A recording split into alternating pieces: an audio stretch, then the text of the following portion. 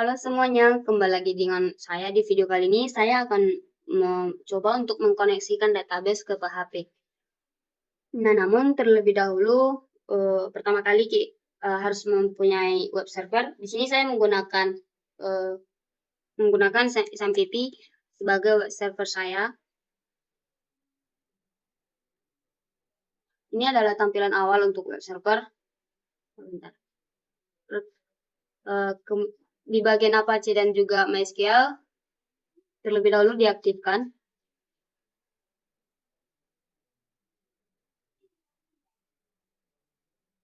Oke, ini sudah aktif.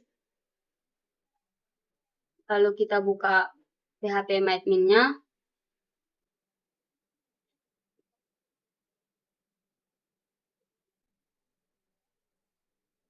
Ini adalah tampilan awal untuk bagian php-admin.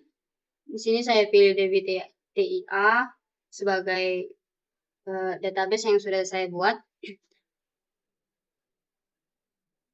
Nah, di sini di bagian tabel mahasiswa terdapat 4 field. Yang pertama field name, kedua nama, ketiga foto, keempat email. Yang mana name adalah bertipe char yang dengan value 9, nama bertipe varchar 30, foto bertipe varchar juga 255, email juga bertipe varchar 30 dengan value-nya 30. Perbedaan char dengan varchar itu ya adalah bahwasanya kalau bagian char, kalau misal ini kan bertipe char dengan value-nya 9. Kalau misal dimasukkan NIM-nya itu berjumlah 8, maka yang di NIM ini tersimpan adalah 9. Berbeda dengan varchar. Jika misal kita dimasukkan nama itu berjumlah 20, maka yang masuk hanya 20 ya, walaupun di sini dimasukkan 30 value-nya, jadi ya hanya 20 dimasukkan. Nah, di sini NIM sebagai primary key karena unik daripada yang lain. Nah, oke, ini sudah ada database-nya, kemudian kita pergi ke Visual Code.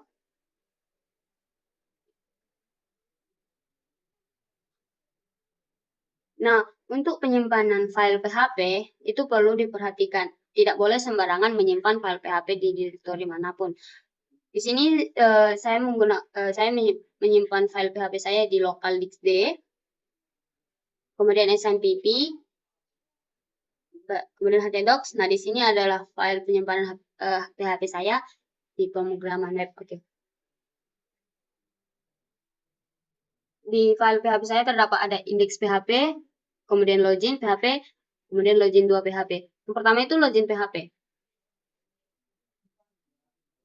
Terlebih dahulu yang diakses adalah login PHP, yang mana di sini terdapat form yang actionnya adalah login 2 PHP.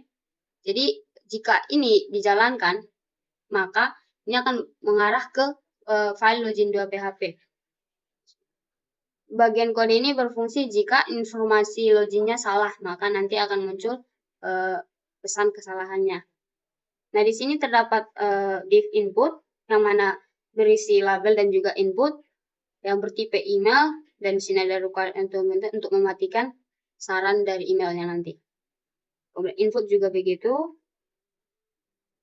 Di bagian ini juga seperti itu. Nah, di sini ada button submit, button yang bertipe submit. Jika submitnya diklik maka akan login. Kemudian ini adalah login 2 PHP. Setelah login PHP dijalankan, maka akan mengarah ke login 2 PHP.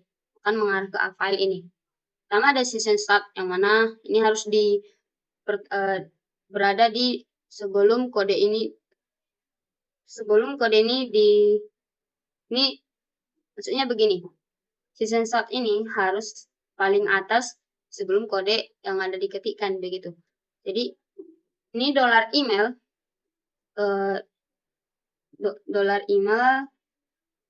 kemudian $get yang ada adalah email. Email ini adalah dari sini, dari ini yang name ini, kemudian ditangkap oleh variabel $get. $get itu berfungsi untuk ngambil variabel dari form tadi. Begitu juga dengan di bagian name-nya yang disimpan oleh password maksudnya. Kemudian ini adalah bagian query, yang mana query-nya adalah select. Oh, ini harusnya bintang ya. Oke, set dulu. Select bintang from tabel mahasiswa where email dari variabel $email disimpan di $SQL. Ini maksudnya tabel mahasiswa, oke? Kemudian uji koneksi ke database. Untuk mengkoneksikan PHP maksudnya untuk mengkoneksikan database ke PHP itu menggunakan MySQL Connect, yang mana urutan penulisannya adalah nama localhost, kemudian nama user di sini default karena saya tidak mengubahnya. Jadi di sini root, di sini juga, ini adalah nama maksudnya password. Passwordnya saya kosongkan karena memang tidak ada, untuk defaultnya memang kosong. Lalu ini adalah nama database yang akan dikoneksikan. Kemudian uji koneksi. If $count ini jika koneksi berhasil, maka jalankan perintah SQL ini.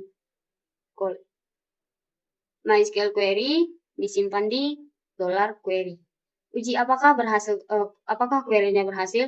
If MySQL num rows $query lebih besar dari 0, jika ini maksudnya ditemukan email. Kemudian jalankan kode bagian program ini.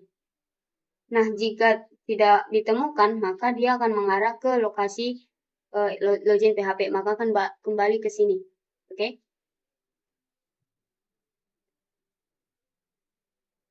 Nah, jika ini dijalankan dan benar dan berhasil, maka akan mengarah header ke location index PHP, yaitu mengarah ke file index PHP. Kemudian ini adalah exit untuk keluar dari kode if ini. Kemudian akan mengarah ke index ini tadi. Nah, di sini tidak ada file PHP, hanya ada file HTML yang mana di sini ada gambar dan juga H1 yang mana isinya adalah welcome to my website. Oke, kita demo saja. Untuk mendemokannya, pertama kita tulis keywordnya localhost, kita panggil localhost, kemudian nama file di mana kita menyimpan file kita, pemrograman web, kemudian status, nama file PHP kita login PHP. Nah, begini sebentar ya. Mana tadi login PHP?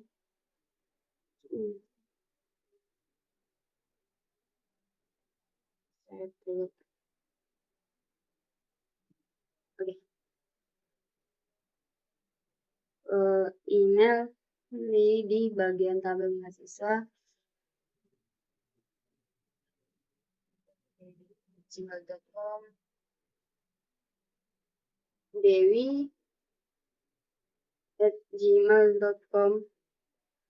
Di sini email yang dimasukkan adalah email yang sudah terdaftar di database. Jadi NIM berapa tadi? Oke, fokus saja.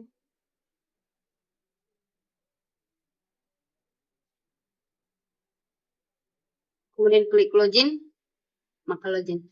Maka dia akan mengarah ke lokasi indeks PHP. Nah, jika misal nih email yang dimasukkan itu salah, kita buat coba Dewi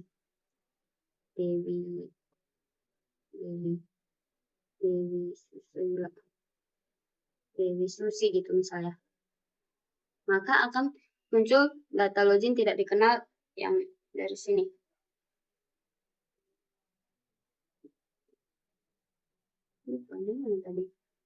Nah, ini adalah pesan kesalahan yang muncul data login tidak dikenal. Oke, sekian dari video saya. Terima kasih.